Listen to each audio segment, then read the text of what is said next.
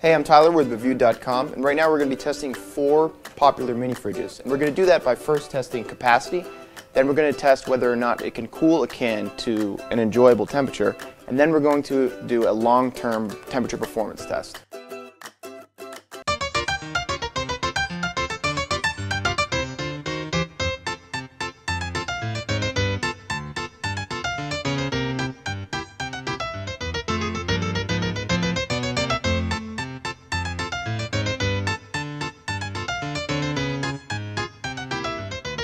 So the Hire was the smallest fridge in the group, but we were able to fit a very precarious 35 cans. We say precarious because although it passes the 30 rack test, you're not going to be able to open the door without a few falling out.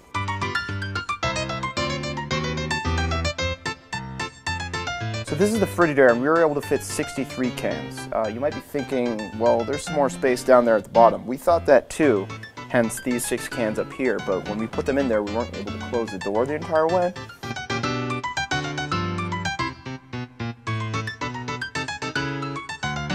We were able to fit 72 cans in this Kenmore right here. So among the 3 larger sized mini fridges, this one came in second. So when it comes to how fast these mini fridges were able to cool a normal can of soda, there wasn't a huge difference. The only noticeable difference was in the 30-minute test on this Hire. And that's mainly because it's a smaller unit, it's a smaller volume, just doesn't have to work as hard to cool a can of soda. So we're putting the last of these temperature sensors in this Frigidaire right here, and we're going to let these sensors collect temperature data over the next 3 days. What this goo is on the inside of these containers emulates the consistency of most kinds of food, so after about 24 hours it'll adapt to the interior temperature, and then after about 3 days we'll get a good idea of how well they perform over time.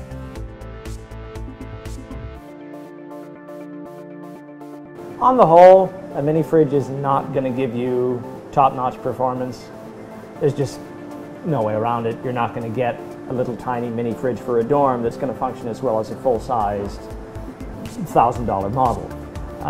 But for the purposes that they'd probably be used for, storing small piles of frozen TV dinners or keeping drinks cool, it would be fine. Any long-term storage, it's not going to be great. Oddly enough, the coldest fridge and the least consistent fridge were the same. That would be the Emerson. It was definitely the coldest in the fridge, which is not necessarily good. Just because something is next to a freezer doesn't mean you want it to be frozen. On the whole, the Hire was probably the strongest of the 4, but it was also the smallest. Of course, the smaller it is, the less air that you have to cool. Best fridge for a good-sized mini fridge, the Frigidaire and the Kenmore they're both fine. If you can find one on sale and it's cheaper than the other one, get the cheaper one.